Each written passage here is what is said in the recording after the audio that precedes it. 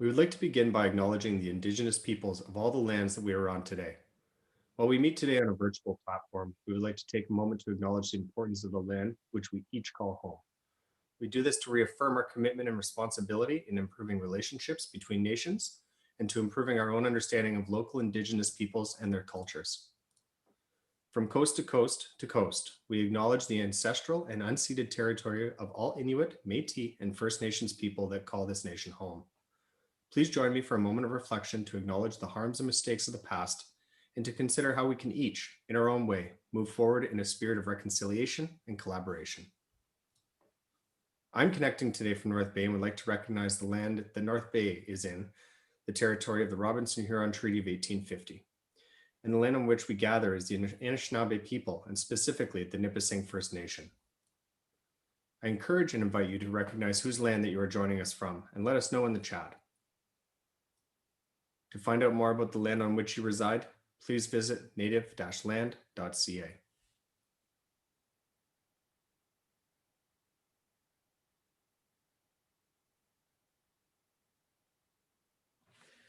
Hey, everybody. Thanks for joining us today, June 21st, for our opening training talk. Today, the first day of summer, and more importantly, Indigenous People Day.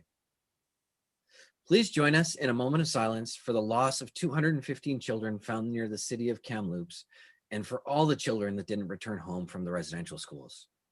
Also, please take this moment to reflect on the missing and murdered Indigenous women and girls.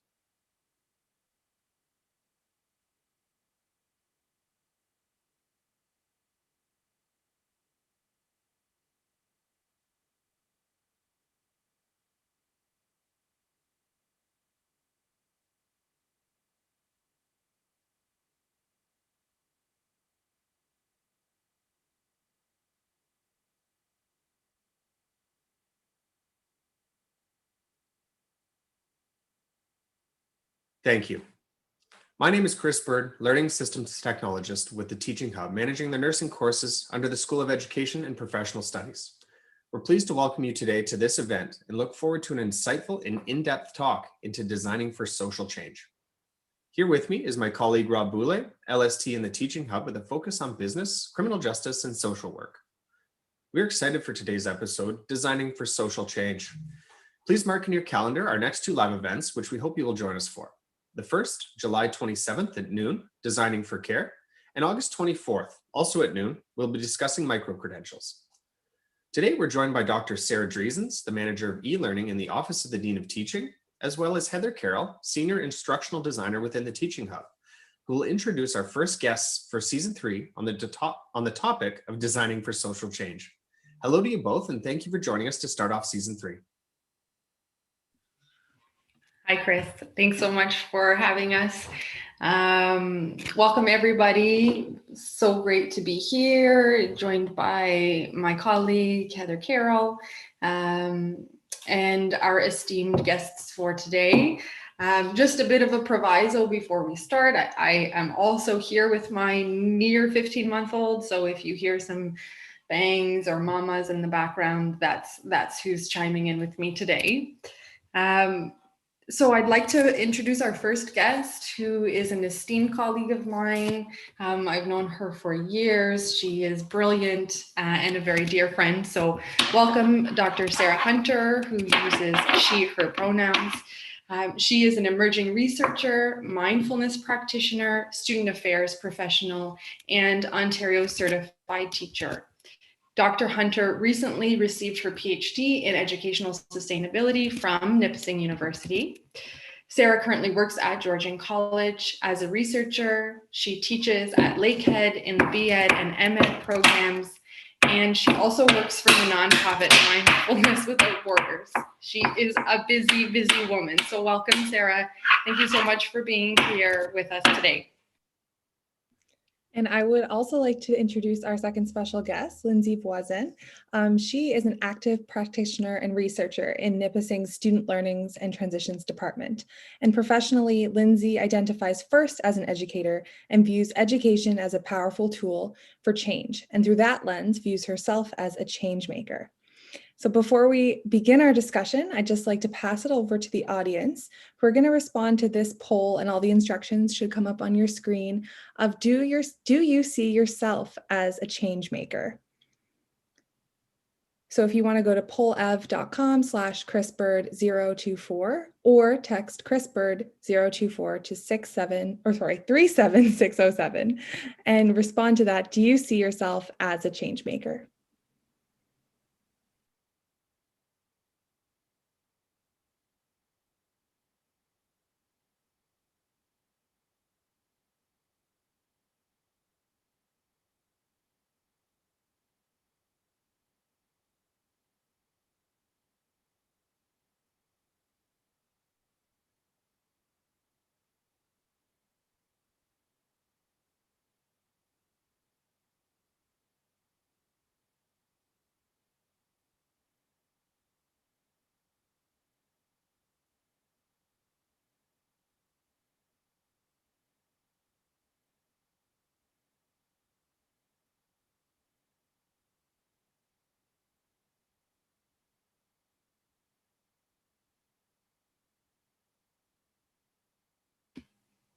So we're just going to give folks about another minute to chime in and respond before we continue.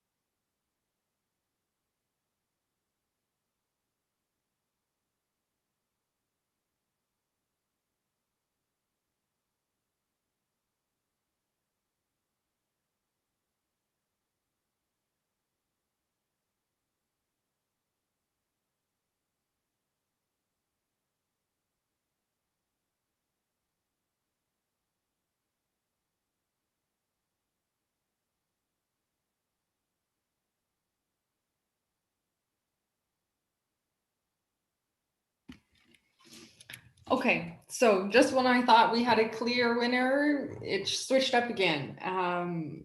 Oh, and it's changed once more. So, you know, it's pretty close. The majority of you do see yourselves as change makers, which is really fantastic, right? And then others who aren't sure. And I think that that's a very honest and valid way to think about sort of change making in our roles within higher education. So to start off the panel, I'm going to throw this question out to both Sarah and Lindsey.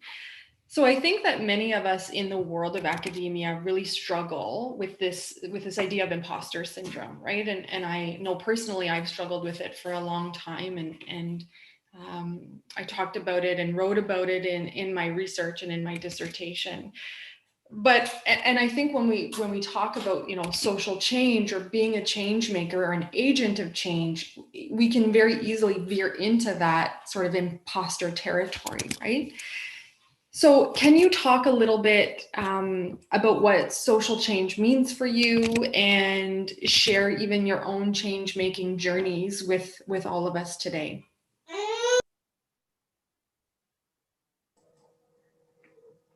Yeah, thank you so much. So first, thank you for having me. And to those who are taking time to spend with us live or maybe viewing. I also have a young child, so it's possible that we'll have a moment. Though a bit older, he doesn't have as many reasons. In terms of the actual question, so it wasn't until I started viewing the true power of education that I really started to see myself through the lens of change making. And in true form to myself, I have a cynical side to me. I can see change making through the tool of education kind of on both ends, the positive change and the potential that it has to do real harm. So it's the way that we kind of channel that, the way that we use our tool, if you will, to kind of construct something positive or potentially harmful. So for me, understanding that, particularly, this month, like it's so impactful that this is happening this month, this day, Indigenous Peoples Day, Indigenous History Month, Pride Month, where we see the damages that the misuse of the tool of education has brought upon a lot of people. So I aim to the other side. I aim to, if not undo that harm, address it and create opportunities for growth with it. So for me, in my role, I work in a student support, a student services function, I guess. That's my role in the university. And I see it sort of as directly combating, although that might be a bit aggressive, I see it as directly confronting the exclusivity of the academy. Because for me, the most unfortunate thing when we don't see social change is the lack of opportunity, the missed opportunity.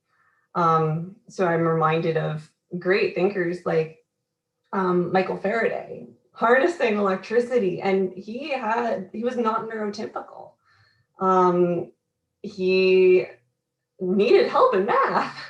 And it was through that support that he was able to do great things. On a lesser known side, I have a student who was told, this tale as old as time, told time and time again that they did not have the capacity to go to university, let alone become a teacher and be a knowledge sharer. And guess where she's in her Bachelor of Education right now and thriving. And it's through people who saw the need for social change and the need to give someone who has been on the receiving end of the negative side of the power that our roles bring to do some real good. So that's kind of my change-making journey, if you will, the way that I see myself as being someone who harnesses a tool. Thank you for sharing, Lindsay, your ability to so quickly identify as a change maker, as a student affairs practitioner, really is inspiring to hear because, I work at a different institution and work in, and have worked for in a similar role. And my journey is a little bit different in terms of my willingness to see myself as a change maker. So personally, I've always identified as an activist. I've been interested in activism from a young age. So for me, I took a sociology class in high school and I became really interested in the concept of patriarchy. For me, it was like a system of power that explained and contextualized how I'd experienced power in my childhood. And it was really powerful to begin to understand that the challenges I'd experienced were really part of something bigger, more complex and an intricate power, a system of oppression. So it led me towards feminism and women's rights, and I became curious about how I experienced power, how I witnessed power, and how I reinforced power. And this was towards better understanding anti-oppressive work. But then professionally, I had been asked a few years ago if I was a change on campus by a fantastic change leader, and I really quickly responded with no. So when you share this imposter syndrome, Sarah, it really resonates. So as an educator and a student affairs professional, I didn't really see my own personal work as change oriented enough. So at the same time, I was working to grow and scale a mindfulness movement on campus at Georgian. And we'd been working, it was pretty grassroots, teachers, folks that were interested in cultivating a greater presence, awareness, we work together towards shifting out of autopilot into more intentional and conscious living, both on campus and in our classrooms. It was exciting work, but again, it didn't feel like change making. It just felt like who I was and an extension of my identity. So around that same time, I started working more and more with our Center for Social Entrepreneurship on campus. And one of the projects that I was supporting was our college's quest to become one of the first Ashoka designated changemaker colleges in Canada. So it was a really intensive vetting process that required us to unearth collectively what was going on campus. So we had to identify and articulate the ways that change making was showing up in the DNA of the college. And one of the tasks that I was tasked with on this committee was to ask faculty, staff, and admin who suffer from changemaker imposter syndrome to really start to identify as changemakers and to celebrate the work that they were doing. So this required me to scrutinize my own practice and become better able to identify the most nuanced ways, even just the small ways in my student affairs practice that I was embodying change making. So perhaps through problem posing and the very traits that I quickly saw in others. So I could look at my peers and say, oh, they're a change maker. They're doing incredible, groundbreaking work, and what they're doing matters. Then in my own practice, I didn't see this as change making. So here, I guess I began to focus on the more subtle ways. So for example, like what are the skills that I work towards with students? So conscious empathy is one of the biggest skills required for social innovation. And it was only through reading this and learning more about this that I was able to see this in my own practice. So how do I model empathy in my practice with students? How do I scaffold its development when I'm teaching a college level high school bridge class, for example, or in a Bachelor of Education class? How do I work with students to interrogate systems of power? How do I share power as a teacher? How do I model the ways in which we can bring marginalized voices to the front? So quickly I was able to see these practices that other people were doing and celebrate them as really worthy of change making, recognition. And then when I started to see some of these skills in myself, I was better able to begin to identify as a change maker. And I really think that this is where the process of becoming a designated changemaker campus, which was something that I sometimes found problematic. Why are we going through this designation process? But we had some really wise and brilliant leaders who identified what we were doing. And they really saw that if we could celebrate and help people see themselves as change makers, that it would be the driver that amplified their work. So again, I remember reading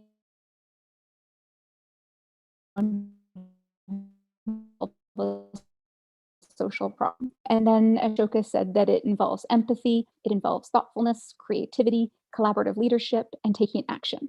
And when I read that, I thought, yes, like this fully encapsulates what I know about myself as an educator. I teach these skills, I make space for these students, these skills on, regardless of what role I am working towards. I make room for students to fail, to grow, and I know when to get out of the way. So it's of identifying as a change maker educator that I feel like that identification has amplified a lot of my own work. It sounds like it was a really, it was like an evolution kind of for you, and that self-realization, self-actualization. And certainly, like, I may have presented that it came off quickly for myself, but no, I think for me, really looking into what is power and what power do I have, like that wasn't something that I was taught in school, like definitely not. So as I became more aware of power and privilege, that's kind of where this kind of naturally took me. But thanks so much for sharing that experience. It sounds like And Lindsay, a process. yeah, and I wonder sometimes too if that when we come to this work through a journey of intuitively wanting to provide care for our students and interrogate our own biases, assumptions, and beliefs, if perhaps that's where some of the imposter syndrome comes from. It becomes like it's my identity, it's who I am as a teacher and what I strive to do in terms of how I show up. And I can see it in other people and really quickly identify it as, a change-making social transformation perspective. But in myself, it just feels a little bit harder to identify. The interesting thing, because in your introduction, you also, sorry, I'm doing introduction, you mentioned that you see yourself as an activist, and I identify in that way too. But I don't know about you, but in the activist community, as broad and diverse as it is, I have my kind of people I look up to as activists, and I see them as real activists, and I'm not necessarily there, or historically that's what I saw. So I wonder if there's almost like that social element too, that if you see yourself as an activist in whatever area, am I doing enough? That's kind of when we see change as this big macro concept. It's hard to zoom back and see the things that you are contributing and the things you are doing.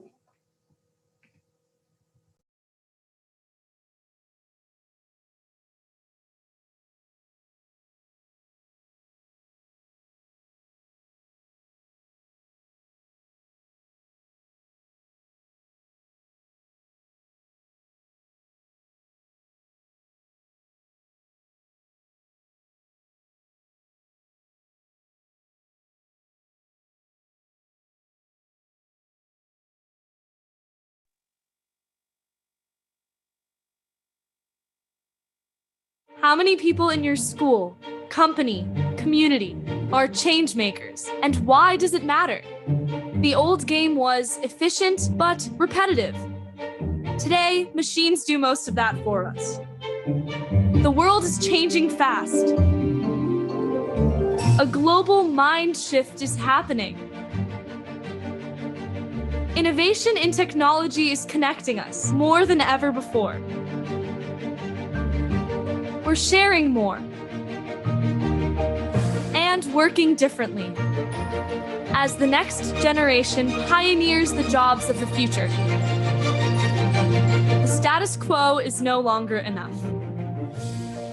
It presents a new inequality. Those with the skills to thrive and those without. What matters is how we evolve and create change. Technology may drive the how, but change makers drive the why. Let's transform how we learn, work, and live together in a dynamic team of teams. Empathy for the good of all. Teamwork, fluid and open.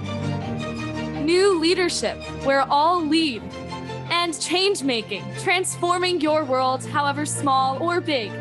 We can all grow up knowing we are change makers, so we can create a more equitable, happy, and healthy world, where everyone is powerful, has the skills to solve problems, and enables others to lead and thrive.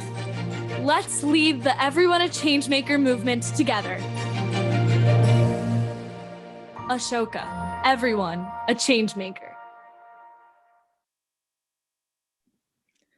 So what really resonated with me hearing both of you talk and respond to that first question was recognizing yourself within these systems of power, but also as change makers within those systems and leveraging where you are at any given time. So I was just wondering, maybe we'll hear from Lindsay and then Sarah about what roles have you seen different stakeholders within higher education play towards social change? For example, like faculty, staff, students, and then understanding that you're both at different institutions in different roles. How do you currently work as a change maker within your sphere of influence? So I know that was a multi-pronged question, but Lindsay, over to you. Yeah, thanks for that question. It's definitely a thinker, right? What role do different? So I think one thing that I've really been working toward with myself and with the students that I have the privilege of working with is kind of really trying to broaden the understanding of what learning is. Learning doesn't just happen in the classroom or in a Blackboard shell or whatever learning systems you're using. Learning happens everywhere. So from a post-secondary perspective within the Nipissing University community, I see everyone being able to dispense learning and everyone being able to gain learning. So once we kind of take that kind of idea of like the sage on the stage, I think it really takes down some of the stress from the people who maybe are traditionally the information givers and makes it a more community effort to provide learning and experiences to students. So in that way, I see everyone as being a stakeholder in social change. A member of our caretaking staff has knowledge and learning to give to other people in the community, students, staff, faculty. A faculty member who teaches a course that you're not necessarily taking as a student has information to share. Me walking down the hallway, I have information. There's a lot of experiences that students have daily on our campuses, off campus, engaging with academic material or not, that allow them to learn and grow. So I don't see that it necessarily needs to, I think everyone has that power to affect social change, again, for the positive and for the not positive. And I really think it's behoovent on anyone, once they accept that they have knowledge to share, that people are learning from them, that they're aware of all ends of that learning spectrum. In terms of the things that I do, like I work within what would be called a writing center, the Academic Skills Center. So I work with like one of the most colonial forms of academic assessment that there is, that writing, that academic writing piece. So within my own sphere of influence, I'm working on strategies around decolonizing the writing center, looking at rhetorical grammar as a method of finding meaning as opposed to finding mistakes, reducing shame among English language learners who come to the writing center, sharing the information that I've gleaned through research and experience with peer educators who don't have all of the years of experience that I have working in this capacity. I think one of the best things that a social change maker can do is, one of the best things that I can do as a social change maker is to share power and to sort of dispense it to other people so that it can move through the institution or through the community. Now I'm really making myself a change maker now, changing the whole community. So in that manner, like events like these where we get to talk about it, I think is really, really important and empowers other people. Lindsay, that goes so well off of what you were saying at the beginning of sometimes there being gatekeepers in the academy. And when we flip that on its head and realize that everyone has the ability to make change, that's really empowering for those who've typically not had that power, but also for those who have, to become learners themselves. Sarah, over to you again with that multi-pronged kind of diffuse question. Yeah, and I really appreciated what Lindsay shared. And especially, our shared experience in student affairs. Isn't it amazing to think about the really subtle, small ways that we can awaken change, but the huge impact they can have on the student experience. So I think I'll kind of build off of that. I definitely see again, when I was asked, like, are you a change maker? I said no. My courses don't have students launching social enterprises at the end. And that's right where my head went, right? This like really big, no, some of our business faculty who are really doing this justice, they're the change makers. Until I began to think about those more subtle and nuanced skills that were shared in that Ashoka video. So the idea of empathy in the classroom, the idea of how we share power as teachers and empower our students, how we scaffold their skills and ability to be able to work in groups. And so I really think as faculty, it can be about our approach. So what do we choose to do in the classroom that we have influence over? And that is about relinquishing some of the control we have as educators. That's about sharing power. That's about honoring the fact that the wisdom is in the classroom and that our role as a facilitator is that of a guide on the side of really harnessing activities that allow that wisdom to be shared and explored. I often think about myself as a teacher about how I can get out of the driver's seat. So if our classroom, in a car, am I driving or are my students? And perhaps maybe the best analogy would be like a driver's ed car. So maybe I'm in the passenger seat and I have like a brake still, but I don't have a steering wheel, and my students are skilled, competent drivers. But my task really is to amplify what they're doing. It's to guide them. It's to create the conditions to take them on the roads that they can drive on, that they can learn to drive, right? Like, what does it really mean to scaffold? And that brings me to the skills. So, what are the skills that we need to be teaching students? We so often go to the curricular outcomes of a course and we think, um, you know, what I've done here will be a success if students walk away with these 5 skills. And I always think, like, let's read between the lines. What are the actual skills they need to survive and thrive and flourish in this world and to be the change that we hope them to be in the world? And I think so much of that comes down to social and emotional intelligence. So how do we teach our self-awareness rather than assuming they have it and or it's cultivated in K to 12? How do we develop those skills in the college or university classroom? And self-management. So once they've developed self-awareness, how do we help them manage themselves? And what are those low-stake activities we're going to provide them with so that they can begin to perspective take, that they can begin to, explore how they show up in a room, how they reinvent themselves so that they are proud of how they show up. And only then can they begin to develop relationship skills and social skills, because social change requires all of that. And I think sometimes, even I'm tempted to say, okay, social and emotional intelligence is so important. It is like the vehicle through which social transformation can happen. So let's develop a social and emotional learning course.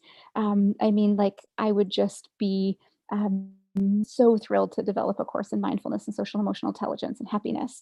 And then I think, no, that really counters what I truly believe, which is that that needs to be everywhere. Students need to bump into it in every course they're in. And they need to, because I think the students who self-elected and signed up for the course in social and emotional intelligence would probably arrive with the self-awareness of how important that is.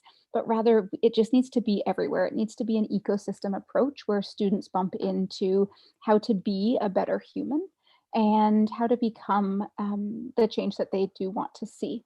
And in doing that, I think, isn't that great because every teacher plays a role then. It's not on any one student affairs practitioner. It's not on any one faculty to teach students these skills, but rather we all hold a role. And isn't that like a shared responsibility as a collective that we have? But I think it requires a shared vision and a shared understanding of just how important some of these skills are, such as empathy. And that needs to be, first and foremost, as a collective staff, what we share. We need to have a shared understanding of what's important. And we also need to recognize that it's going to change the order of importance of other things, like the how, the why of some of those learning outcomes that we really are holding onto tightly. Thanks, Sarah. So now, just playing off that a little bit, what are some ways that you'd like to, advise the audience on within their certain roles? What are some tips or practical advice that you can take if this is a new concept or you you're one of those people who said, yes, I'm a change maker, or I'm not sure I'm a change maker, just from both of your perspectives. And I guess I'll put it back to Sarah first and then Lindsay about, how to do that, how to do change making in action and how to design for that social change. Yeah, I think that's a great question, Heather. And there's really so many ways we can do it, but perhaps I think, where I share that example of like, I'm not the business faculty that's having my students launch a social enterprise. I think that's the very thing we shouldn't go to first. I think, what was that faculty doing in order to set the groundwork for that? So it really is just starting with something. And for me, it's that sphere of influence idea. So what's the influence that I can have in an interaction that I have with a student? It's, assuming for me, like really questioning my own values, assumptions, and beliefs about what I believe to be true with the students that I support. So it can be something as simple as how we respond to students' requests, being really generous with the assumptions that we make, and questioning why we hold on to some of the things that we do hold on to, especially as teaching faculty. So maybe it's just, assuming that our students are doing the very best that they can. And when a student asks for an extension, just honoring it.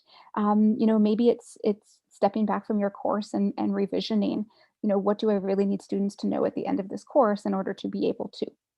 And, who's excluded from this? That's a huge question that when we start asking that question, chances are a lot of our learners who find, that path to resilience naturally, who are thriving in our courses, aren't the students that we need to be considering as greatly as the student who's excluded from the course, the student who has to work harder, the student who, is at risk of not doing well in a course. I've recently taught a dual credit course for students that were at risk of failing high school and who earned a high school credit and a college credit at the same time. And I remember talking to one student who I said, so what does it mean to be an at-risk student for you? Because they said, I'm not at risk, I'm underserved. And I thought, like, isn't that astute? And isn't that how I need to reconsider how I'm supporting students? So I think as faculty, as administrators, as supporters of student learning, can we just ask that question, like, how are our students underserved from all of our different roles, from all of our different vantage points, and what can we do better to meet their needs? Well, first we have to get much better at asking students what they need. And we need to ask them with a willingness and an openness to receive what it is when they to provide that, and that without conditions. And when we can do that, I think we start to set the foundation or the groundwork in order to do some of the great and more transformative change-making work. The other piece that I would add is that change-making isn't hypothetical. So whenever we can make learning real for our students, I think we give them an actually begin to vision social transformation. It might be as simple as more open-ended assignments, giving our students autonomy, giving them choice. Most recently, I was teaching a graduate studies course in lifelong learning. And I provided students just some autonomy and choice with a final assignment. And what students did was way more creative than anything I could have designed for them. It was more creative than anything I could have dreamed up. One student launched a social enterprise in Thunder Bay where they were residing. They identified as a third age or senior learner, and they created a third age learning group founded on the tenets of volunteerism.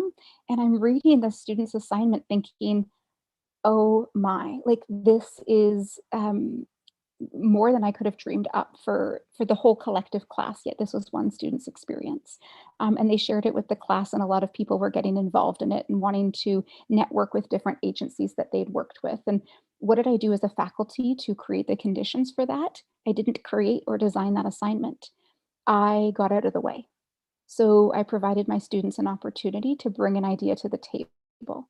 That was interesting because it was also an engagement-based grading course. So within that course, I really brought to the table an alternative assessment model that had students sign up for the activities they wanted to do in the course.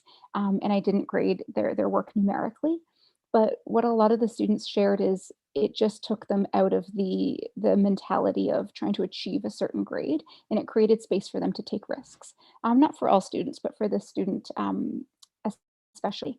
So I think we need to consider like the small things we can do as teachers, but then we also need to think about how to make learning real and how to get out of students' ways so that they can be creative and innovative with their work.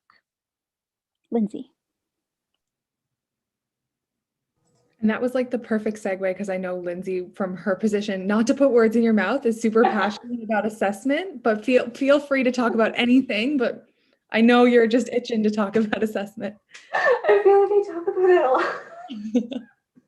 No, I love so much of what you just said. I was frantically writing, and we met last week, and this was my writing tool last week, and that's still where we are. We're still in the record. I need to up my office supply game over here. But some of the things, like for me, that really stood out was being generous with assumptions. Like I think for many who have succeeded in the academy, myself included, who have succeeded within the academy, it's really easy to put a negative impression on when you get that email saying, oh, I need help with this, or I need an extension, or I need whatever else. It's super easy to fall into that negative headspace. But being generous not only helps you feel better about what's going on in your class, but it also really allows you to support that student where they are, and assuming that that's genuine. I think one thing that also jumped out at me before I go into my tirade about assessment is asking a student what they need. And on that, for me as well, it's asking without ego and saying, I may not be that person right now, as much as I want to be everything to everyone because I'm an educator and all of the other things. I may not be the right person right now. And that's okay. So to that end, where I think student services does really well is we have an awareness of the other options that are available to students. We're aware of what's going on campus or virtually that we can refer students to, so that we can say, hey, I'm not that person, but I know who is. And this is how you engage with that. So that's, for me, a really, what's the word? Like, it takes a weight off of me. I don't have to be everything to everyone. I can just say, hey, you know what? This person's going to be a better fit for this, and have that be okay for me, so that I can work with people who I can help, work with people who I can support and who do need me as I am. So those were just a couple things that kind of jumped out at me there. Like, thanks, like, this is giving me a lot to think about, Sarah. I think in terms of assessment, one thing that I often hear is academic freedom. And I so value academic freedom.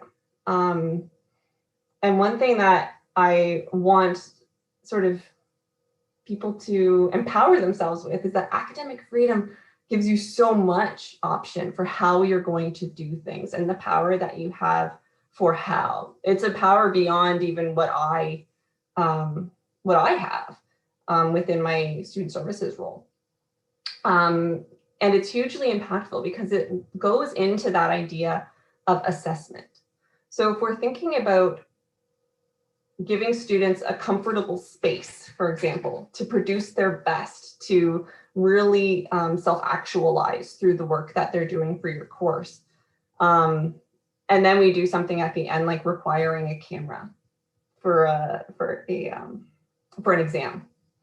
For a lot of students, that is automatically a discomforting moment where they are now, they now have that power taken away from them. And it feels kind of like, oh, you know, just get over it. I'm not looking at your living room or whatever. But it is much more impactful than that. And the ramifications of a simple decision like that can be heavy and weigh heavily on a student, and can result in them having that negative experience with education. So wielding that tool that we have as educators in that negative way.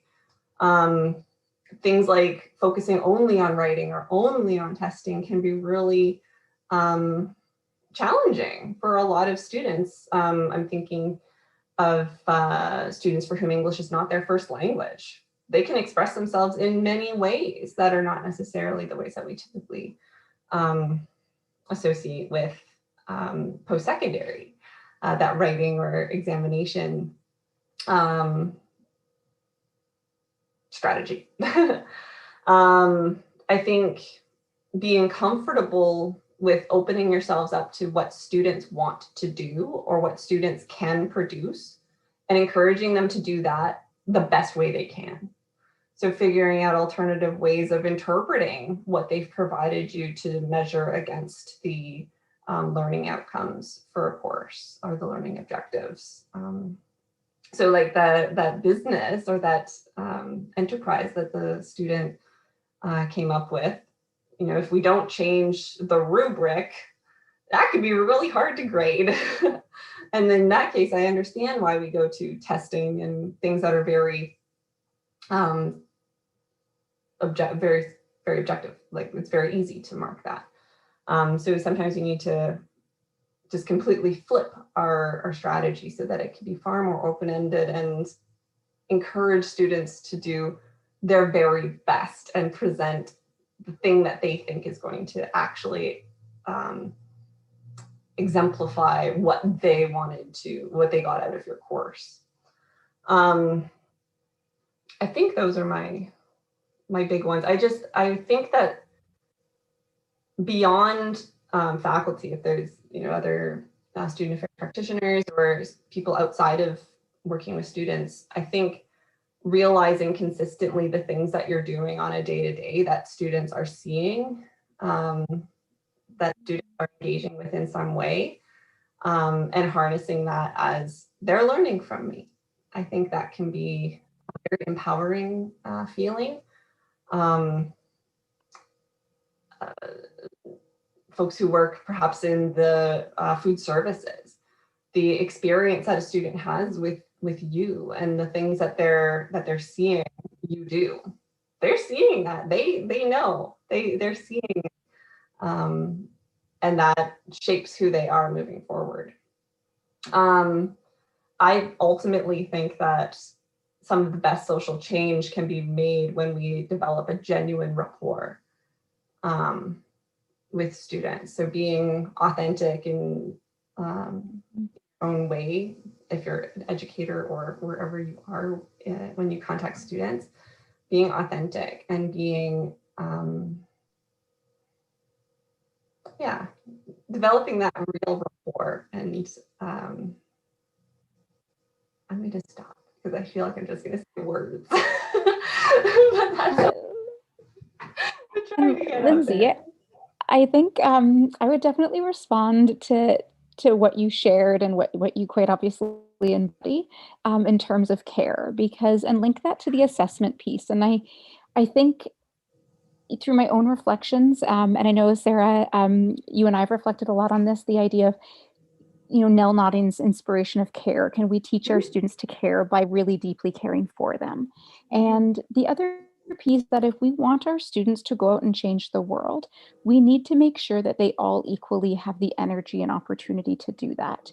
And so many students that I've supported in student affairs, this unique insider perspective that we get, that some of our students are working so much harder than their colleagues just to achieve the same, you know, passing grade, that they don't have the energy left that they might otherwise have to go out and do amazing things. So that's where we create this challenge structure within the classroom that privileges students who are, you know, privileged enough to get through that system easily, who can then go out and launch the nonprofit enterprise in their business course because, you know, they didn't suffer from social anxiety the day before writing their business test in Accounting 101. So, you know, when we think about meeting our learners' needs without question, perhaps that is change making because it's creating the conditions for that student to both feel cared for and to go out and embody that care with greater skills and abilities. And I think, how can we care more in assessment? I often think back to, my life as an elementary school teacher, and what I think I did really well is I created a warm classroom environment. So everything I did, I tried to help my students feel cared for. And where I think I fell down, and I've since been able to reflect, is, did I care just as much when I was assessing them? Because if assessment is for the act of learning rather than of their learning, if the act of being assessed doesn't feel like you're getting like a big warm hug, then are you really learning still? And so I think that's where, as teachers, we really have to think, am I doing really, really good until I get to the finish line? And I think that's where I identified in my own teaching practice, I was doing really good until I got to the finishing line. And then does it even matter then if I did really good if my students didn't feel cared for while they were being assessed? And I know this is maybe a plug for your next talk. And I know that one of the guests in the next talk is Dr. Michael Ann Parr, who is my dissertation supervisor. And I think so frequently to how, she supported me through a doctoral degree. And, I was a student who dropped out of my first year of university. So here I am, in a doctoral program, and I don't need to identify to my faculty that, like, hey, post-secondary learning's been really tough for me. Instead, it's just the faculty's approach, and, how luxurious in a PhD program, you get to pick your advisor, and you pick somebody who embodies that, which is no surprise that Dr. Dreisens is invited in that same faculty to talk about care. But I think if we can really consider how, as change makers, we create the conditions for our students to thrive while being assessed, regardless of their natural skills, gifts, and abilities, by asking those questions like, who will this be hard for? And how can I, wrap that student in care and compassion so that they can do the best they can? And I think really this isn't about our students needing to do the best they can in our classrooms. It's about creating the conditions so that they can go out and do the best things that they want in life.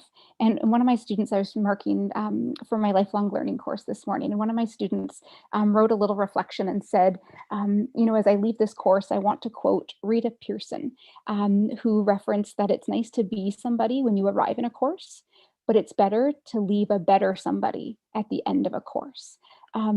And I think maybe this really just embodies what we've shared here today, the idea that we want students to know we care from the day they step into our learning spaces. But we want them to feel even more cared for and inspired to then go out and be that same person for the people that they work with and interact with. And I'll pass it back to you, Heather and Sarah.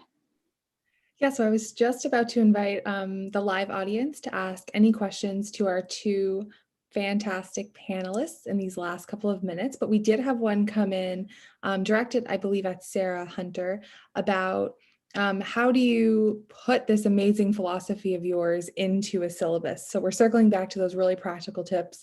I'm assuming that's a faculty who wrote that question, but yeah, any quick tips about syllabi and how you write that in?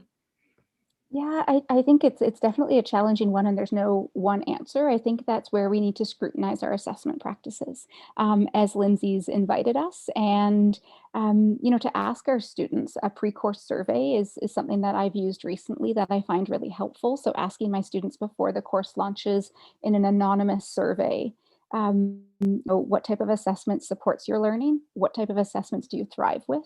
And what things do you find challenging in assessments? And they don't need to identify who they are, but it gives me a lot of information to then say, okay, this is who I'm teaching, and this is how assessment can either be a barrier or it can be the open of a opportunity for them to be creative and innovative. And I so greatly appreciated when Lindsay talked about academic freedom, because just this past semester when I used engagement-based grading, which I did a ton of reading about before, and I got lost in the weeds, and I thought, am I allowed to do this? Do I need to check in with anybody? And then, every colleague that I went to was, no, you can do this, Sarah. Like, you have the power and autonomy to do this. And I thought, like, isn't that a gift? I was nervous even the moment I hit send on my syllabi, thinking, is this too out there? Am I going to be, critiqued or criticized for this? And every student found their way within this approach to, to find a grade that they wanted to achieve in the class, and shared the different ways that it took pressure off them. Will it work for every class? It won't. But I can definitely share my syllabi. And a big piece of this was just connecting with like-minded colleagues who shared the desire to scrutinize assessment practices, to say, hey, for example, Sarah read my syllabi for lifelong learning. And I said, so is this clear? Would you understand this if this landed on your lap as a student? Where can I add clarity? Where can I add depth? And the Living Syllabi offers a fluid opportunity for that as well, right? So when your syllabi is a Google Doc and your students can ask questions right in it, and you can respond with live answers. And really small prompts also. What doesn't work for you? What can I do as a faculty to help make this more supportive for you, specifically in relation to those assessment practices? You ask and students will tell. We need to be willing, though, to respond.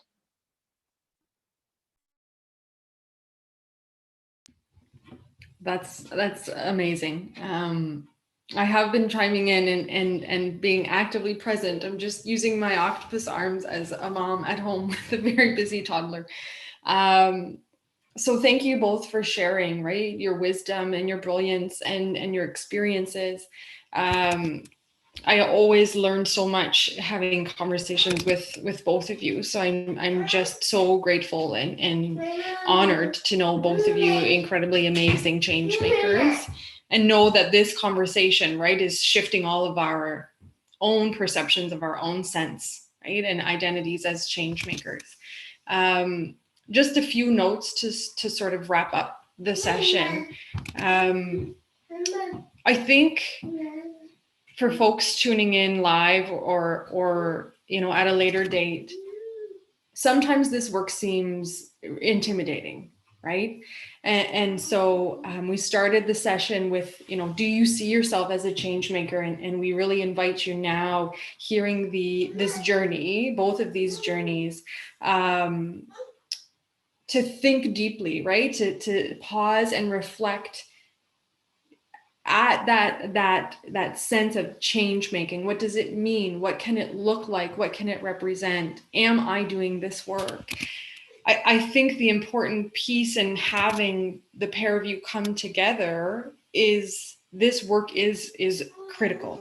It's urgent, right? And I think that the pandemic has really revealed that. The other pieces I hope folks sort of think and take away and reflect on as their days and weeks and months continue is shifting perspective around success. What does it mean? What does it look like? Becoming a mother has really shifted my thinking of success. And I have these constant battles with my 2.5-year-old, who I have these expectations that she should just drop and do the things I'm asking, like pick up your toys or go brush your teeth.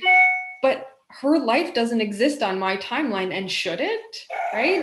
I think it really comes back to that sense of power, and are we sharing it, and are we shifting it, and who has it and who doesn't? So thank you for bringing to light sort of those ideas. The other piece for me, this work is hard. It's uncomfortable, right? It's this sense of critical self-reflection, introspection. It can reveal things about yourself that maybe you didn't know. You're gonna have a meltdown now. See, octopus arms, right? So brace yourself, right, for those aha moments. Because they're going to happen. They've happened to me, and I think all of us can really relate to that, right? That they've happened to all of us.